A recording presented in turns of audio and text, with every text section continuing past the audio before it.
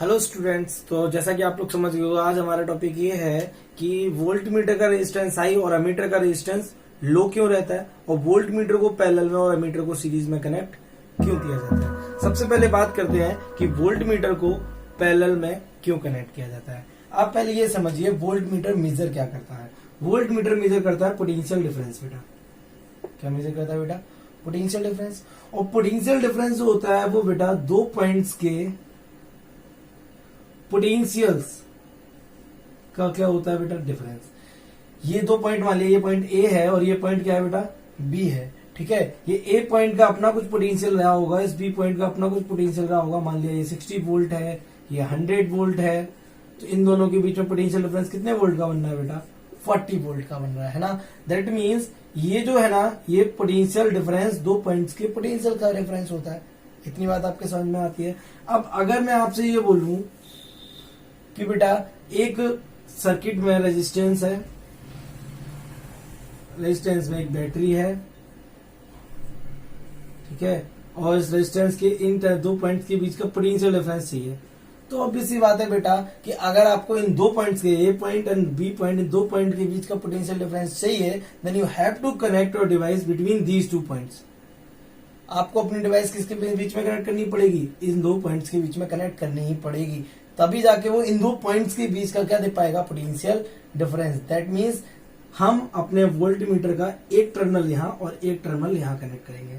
और क्योंकि पैरेलल की डेफिनेशन से हमें क्या समझ में आता है बेटा कि जब पैरेलल क्या बोलता है कि एक ही पॉइंट पर, एक कॉमन पॉइंट पर क्या जुड़े होंगे? कनेक्शन होंगे। तो यहाँ पर हम वोल्ट मीटर को क्या करना पड़ेगा? कनेक्ट। ये जो कनेक्शन बेटा हमने किया है, ये ऑटोमेटिकली कैसा हो गया? Parallel combination. That means parallel connection हो गया। तो वोल्ट मीटर को पैरेलल में कनेक्ट हम जानबूझकर नहीं करते, हमें दो पॉइंट्स के बीच का पोटेंशियल चाहिए होता है, इसलिए सर्किट में वोल्ट मीटर कैसे लगता है बेटा? दो पॉइंट्स के बीच में, that means in parallel combination. Other one is why ammeter is connected in series combination. फिर से समझिए, हमारे पास क्या है बेटा? एक सर्किट है, सर्किट में एक रेजिस्टेंस है और बैटरी है। देखिए बेटा, सबसे अच्छा तरीका होता है किसी भी चीज को समझने का कि जो है उसको फॉल्सिफाई करके देखिए, मतलब मना करके देखिए। तो ये बैटरी हमने यहाँ लगा दी बेटा, ठीक है। अब हमने क्या किया? करंट को मेजर करने के लिए यहाँ अमीटर लगा दिया इस तरीके से पैरेलल कॉम्बिनेशन में। मान लिया पैरेलल कॉम्बिनेशन में कनेक्ट होता है, तो आपको पता है यहाँ से करंट मान लिया 5 एम्पियर बन भी गया, तो यहाँ जब करंट आएगा तो बेटा इसमें भी और इसमें भी करंट क्या हो जाएगा? डिवाइड। रीजन क्योंकि इस जंक्शन पर दो पाथ मिल जाएंगे करंट को, तो एक करंट इधर जाने की कोशिश करेगा और एक करंट इधर जाने की कोशिश करेगा, और यहाँ जो सर्किट का करंट होगा वो क्या हो जाएगा? डिवाइड। यहाँ 3 एम्पियर गया, यहाँ कितना गया? 2 एम्पियर। इधर यहाँ मान लिया यहाँ गया 4 एम्पियर और यहाँ गया 1 एम्पियर, और यहाँ कितना चला गया बेटा? 4 एम्पियर। क्योंकि आपको पता है मीटर का रेजिस्टेंस लो होता है तो ये ज्यादा करंट ड्रॉ कर लेगा, ठीक है। तो 1 एम्पियर 4 एम्पियर। अमीटर कितना मेजर करेगा बेटा? अमीटर बोलेगा कि मेरे अंदर से कितना करंट गया? 4 एम्पियर, जबकि करंट कितना चल रहा है? 5 एम्पियर। क्योंकि अमीटर तो मेजर करके हट जाएगा बेटा, और जैसे अमीटर हटा मेजरमेंट करके, करंट फिर से कितना रह जाएगा? 5 एम्पियर। लेकिन मेजरमेंट कितनी के दे देगा? 4 एम्पियर का। दैट मीन्स हमें पाथ को डिवाइड नहीं करना। अगर पाथ को डिवाइड नहीं करना तो क्या करें? तो बेटा हम क्या कर सकते हैं? डायरेक्ट कनेक्ट कर दो बिल्कुल पाथ में, सिंगल वे में एमीटर। आप जैसे ही कनेक्ट करोगे, यहां से कितना करंट बना? 5 एम्पियर करंट बन गया आपका। क्लियर बेटा? और जैसे ही 5 एम्पियर करंट बना, वैसे ही यहां से कोई दो पाथ डिवाइड तो हो नहीं रहे हैं, तो यहाँ 5 एम्पियर बन गया, तो यहाँ से 5 एम्पियर ही किसमें से जाएगा, और ये मेजरमेंट भी कितने एम्पियर की देगा?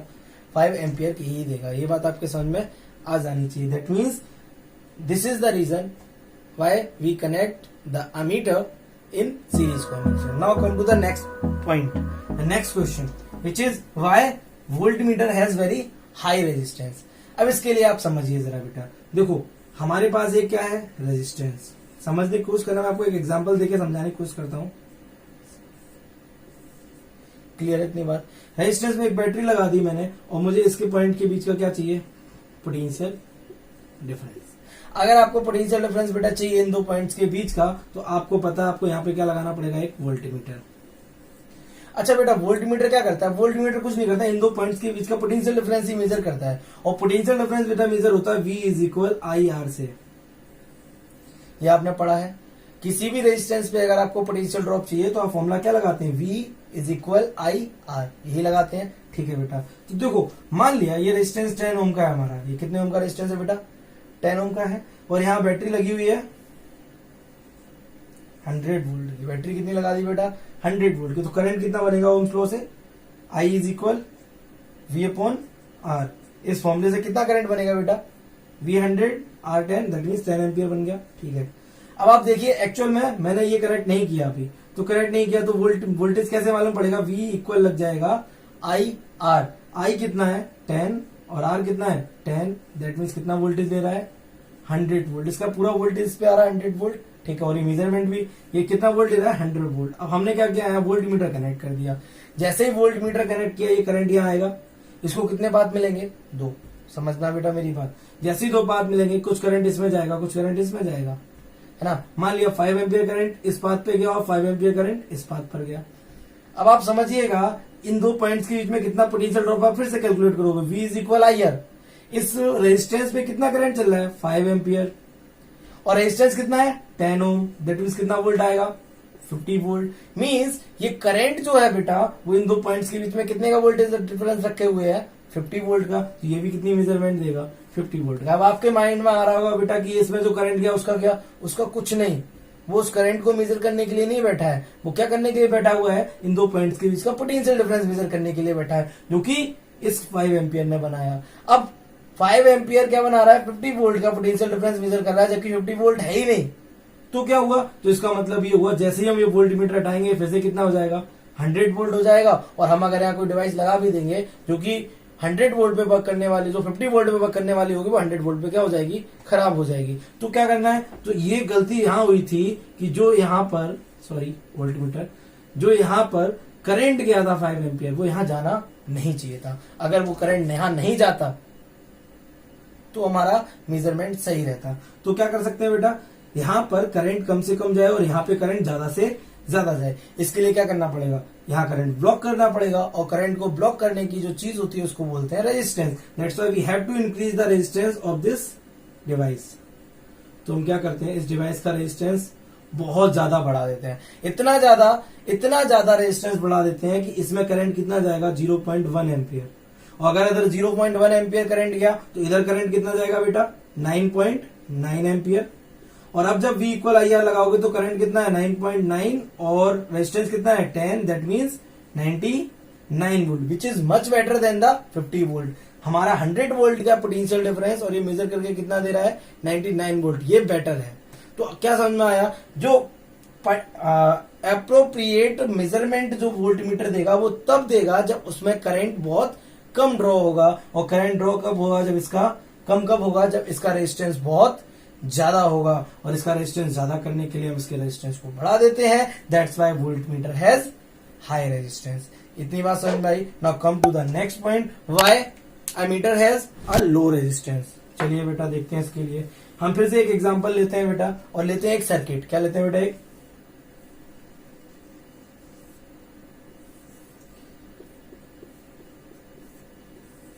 मान लिया बेटा कि इसमें बैटरी लगी हुई है पहले की तरह 100 वोल्ट की, और रेजिस्टेंस है 10 ओम का।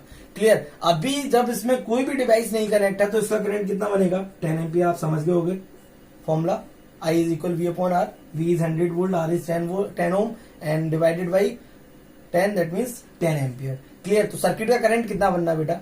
10 एम्पियर बन रहा है। बट जैसे हमने यहाँ पे लगाया अमीटर, अब अमीटर का अगर अपना कुछ रेजिस्टेंस हुआ, जरा समझना बेटा, अमीटर का अगर अपना कुछ रेजिस्टेंस हुआ तो अमीटर क्या करेगा? Ammeter as a resistance work करेगा। मान लिया इसका 10 ओम रेजिस्टेंस इसका है, ज्यादा नहीं 10 ओम है, ठीक है। तो अब आपको दिख रहा है एक रेजिस्टेंस ये हुआ, एक रेजिस्टेंस ये भी है, क्योंकि इसका भी कुछ ना कुछ रेजिस्टेंस है और ये दोनों किसमें कनेक्टेड है? सीरीज में। और जैसे ही ये समझ में आएगा वैसे सर्किट का ओवरऑल करंट कितना बन जाएगा? 20 ओम। कितना बनेगा बेटा? 20 ओम। और ये 20 ओम के अकॉर्डिंग करंट कितना बन जाएगा? 5 एम्पियर। यानी सर्किट में करंट कितना चलने लगेगा? 5 एम्पियर अमीटर के लगते ही। और जैसे ही 5 एम्पियर चलेगा यहाँ 5 ampere 5 ampere 5 ampere, ammeter measurement कितनी देगा? 5 एम्पियर की। जबकि ये एमीटर इस सर्किट में लगा तो रहने वाला है नहीं, हम तो सिर्फ मेजर करेंगे, हटा देंगे, उसके बाद हम इस एमीटर को हटा देंगे और जैसे ही हटाएंगे फिर करंट कितना हो जाएगा? 10 एम्पियर। रीजन रेजिस्टेंस कितना रह गया? 10 ओम, और करंट फिर से कितना हो जाएगा? 10 एम्पियर। आप सोचिए अगर 5 एम्पियर की मेजरमेंट के साथ हम कोई डिवाइस इसमें यूज कर लें तो आप समझ सकते हो वो डिवाइस के साथ क्या हो सकती है? धोखा हो सकता है। क्योंकि वो मेजरमेंट 5 एम्पियर की दे रहा है, लेकिन सर्किट में करंट कितना चल रहा है 10 एम्पियर। समझ में आ रही होगी मेरी बात आपके। तो इसका मतलब क्या है, इसका मतलब ये हुआ जब आपने एमीटर लगाया तो सर्किट का रेजिस्टेंस बढ़ा, जो बढ़ना नहीं चाहिए था। उसके लिए क्या करना पड़ेगा, इस एमीटर का रेजिस्टेंस कम से कम होना चाहिए ताकि सर्किट का रेजिस्टेंस ना बढ़े, और सर्किट का रेजिस्टेंस नहीं बढ़ेगा बेटा तो करंट में ज्यादा चेंजमेंट नहीं आएगा। तो इसका रेजिस्टेंस कम से कम कितना, नेग्लेजिबल कर सकते हैं। जैसे इसका रेजिस्टेंस 0 तो नहीं कर सकते क्योंकि किसी का रेजिस्टेंस 0 नहीं होता। मान लिया इसका रेजिस्टेंस है 0.1, ठीक है, तो ये हो जाएगा पूरा रेजिस्टेंस हो जाएगा 10.1 ओम। और अगर आप करंट निकालने जाओगे तो आई इज इक्वल आ जाएगा V/R, दैट मीन्स 100/10.1, और ये कितना आ जाएगा बेटा 9.9 कुछ आ जाएगा एम्पियर।